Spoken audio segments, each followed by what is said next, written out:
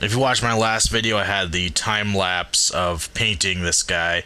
Haven't really done much more to him outside of what you saw in that video, but figured I'd show you a clip with a better resolution camera. You know, he's all bloodied up now. He's got blood marks up here. I don't know, just blood all over him. I think he looks a lot cooler now that he's all painted up. He's all gross and slimy and bloody, and his goggles are busted out, and his guts look all gross and crap like that. Next, just a mild update on this guy. This is the pre-Uber Jason from Jason X. I just really got the undershirt done and the tops of the sleeves. So I gotta do the bottoms here. I'm gonna actually use a pair of pants. I'll turn that into a straight jacket. I've already got a plan for that one.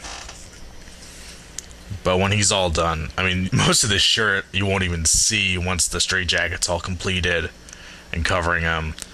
But it's gonna be a little interesting because the jacket fits really tightly like it should, but I basically have to make this part, paint it all up, get the straight jacket on there, and then add on, I don't know if I'm going to sculpt them and glue them on, or just sculpt when the straight jacket's on, but I have to add all the locks, and that'll pretty much actually keep the straight jacket confined onto certain parts of his body. So that is going to be a little bit of a challenge on this one, but that's in the works. Next up are the two Hobo Myers figures. I kind of had a major setback with these guys the other day. I basically had to destroy the head sculpts that I had and start over from scratch, and kind of have to redo a lot of it. And I kind of had a little freak out moment there. It's all good now. I figured instead of agonizing over that again, I just decided to take a little break from the heads, went back and painted up the bodies, and it's actually a nice stress relief to paint up the jumpsuit all nice and just cover it in blood. It was actually kind of therapeutic there. This is Simpsons Fan's version. He has the square pockets. I think I pointed this out in the last video. The patch and all that stuff. More like in the first Rob Zombie movie. I did his blood with a little more of a muted feel to it. His hands aren't quite as bloody. A lot of it's been applied and wiped away. You can see really here on his leg. It's if the lighting picks it up. It's there, but it's actually more removed. This stuff's up here is darker and more dry looking. And it's a little more movie accurate and a little more, I don't know, a little less gory looking, I guess. I was going to say a little more tasteful looking, but I don't think anything in that movie was really tasteful, so that's not really a good word to describe it. But with mine, I was just kind of having fun with it, and I just doused him with bright red blood. And I don't know if you could really tell the difference on camera, but I mean, his hands are totally covered, his sleeves, his pants, and this is just really shiny and wet and nasty looking. And it's a different effect. Mine has always kind of ended up, to me, looking a little more cartoonish, and I mean, it was an experiment. Definitely the one for Simpsons Fan is a little more movie accurate, well, a lot more movie accurate, just in the clothing shape and the build on them and all those things. But mine, I've just been having fun with it. And a lot of the shape of them and stuff, and a lot of this blood, honestly, you won't be able to see once the jacket's on. So it's just personal preference on that one. I guess I'll go ahead and put the jacket on. You can take a look what that looks like. So here they are back in their jackets and their hoodies and stuff. I know I've kind of shown this swap every time I've done a video lately, but I really do like how the clothing on these came out, and I think it gives them a really cool look. And now it looks even cooler now that they're all painted up. And like I said, I mean, you can see a lot of the blood, except for the stuff on the legs, is covered up. And I don't believe Simpsons Fan wanted quite as much gore on his, so that's why I kind of toned down the hands and the legs. And once you get this on, it really is not as noticeable. It's all kind of masked and shadowed by the hood and stuff. But it still lets it be a little more movie accurate, in that he still has all the blood and stuff, especially from, like, if you look at the hospital scene and stuff like that in H2. he does have quite a bit of blood on him.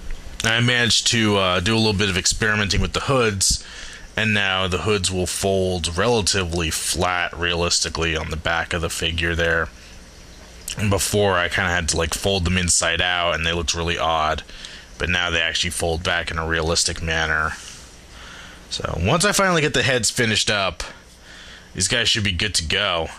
Just one more accessory to finish up. Actually, probably a couple extra things to finish up for Simpsons fans figure. Just, it's taken me long enough. I gotta find a couple extra things to throw his way. These guys should be ready relatively soon, I hope. I think I've got all the issues I've had figured out. I shouldn't have to redo the heads anymore. Should be all good, so hopefully I can get those out pretty soon. And the last thing I wanted to show off today is the beginnings of my Madman Marz figure. I've really wanted one of these guys ever since I saw One's Customs do one. I think it was around December, I think, that he did it. It's been a while since he posted that video up. But I'd never heard of the movie until he posted the video on his figure. Maybe want to go check it out. I like the movie. Can't wait. It comes out on DVD later this month, I believe. I think the 28th.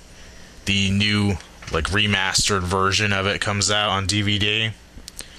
So definitely gonna pick that up. I'm working on a custom of it. Haven't gotten horribly far yet. I started with his wrists because he had to kind of build up. He has a lot of layers of clothing, so he has this makeup, kind of weird wrist things that he had in the movie, just kind of thick latex makeup on there. Yeah, the effects in the movie were really bad, so it really calls out of what it is. And then he's like an undershirt, and then his overshirt, which is big and poofy. And then he has, here's the rest of that shirt. And then he has overalls to go over top of this. I was actually going to tackle this figure a lot earlier. Like I said, I really was intrigued by the character and really wanted to make one. But my first two projects were Leslie Vernon and Victor Crowley. And then I went back and revisited the Victor Crowley later. And I just felt like I've been doing so many freaking overalls on characters. I was sick of it. So kind of got put on the back burner while I handled some other characters. And ironically, now that I'm working on him again, I'm kind of getting the urge to go back and do another Leslie Vernon figure, especially after seeing the 12-inch one that R. Lee did. And new Hatchet movie coming out October 1st. Very excited about that. And I'll probably be making a Victor Crowley figure from that one, since he's got quite a different look in this movie. I'm not really sure if I like it or not yet. I know I've heard a couple people voice their opinions that they absolutely do not like it, but I'm willing to give it a chance. The one clip that's been out there is broad daylight, and hopefully maybe there'll be mostly shadowy shots so you don't get to see the cheapness of it. I don't know.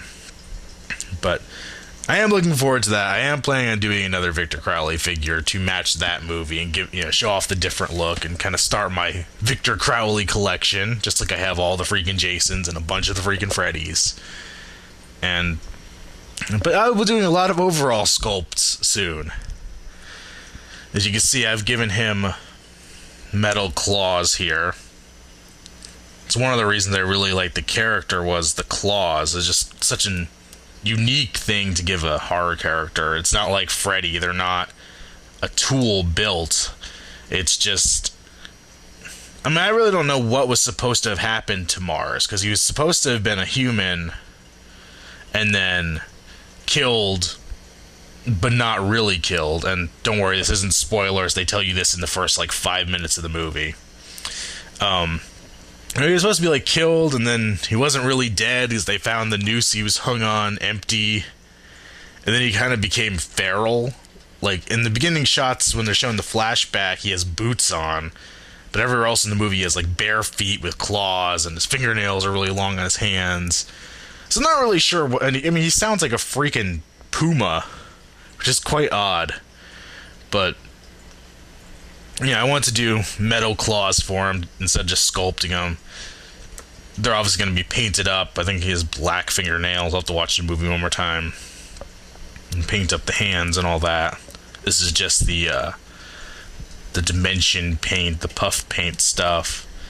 I used to build up the hands a little bit, so I could actually kind of make it look like the nails were embedded into the hand, like real fingernails. And then the face, I actually went ahead and painted up the face because he is one hairy guy, and I still haven't gotten the hair for him yet, but I'm gonna go get a bunch of hair to do all of it and use real hair just like I did on Victor Crowley. But he has a freaking giant beard, mustache, a bushy eyebrow, and then long hair coming off the side here. So I really just did kind of a makeup job on him, where I beefed up his lips because he has really big lips, and I did, the makeup around the eyes especially, and some on the chin. His nose is cut off, so I did that. Built up the forehead, did the cut in the eye, and I really tried to... I've done this with a lot of head sculpts before, and tried to approach it like it was a makeup job, which is part of the reason why I'm a little more uncomfortable in territory like Michael Myers, because it's a separate mask and it has to look separate from the human face. It's not supposed to be like a prosthetic, and that's my normal mindset when it comes to approaching a head sculpt. This one, I don't know if I showed this off before on Simpsons Fan Myers, but this is magnetically attached. He's not going to have an interchangeable head, but I wanted to do a proof of concept with the magnets just to make sure I bought all the right stuff. Because that's a magnet in there, which One's Customs recommended to me, so thank you for that. I really appreciate the heads up, the info on that. And then that's just a BB for a BB gun or whatever. You can pick them up by the head, which I think is really kind of cool.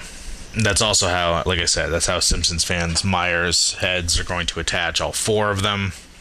That's where this character stands. Really work on him in kind of the off-time moments while I'm working on the more important stuff for other people.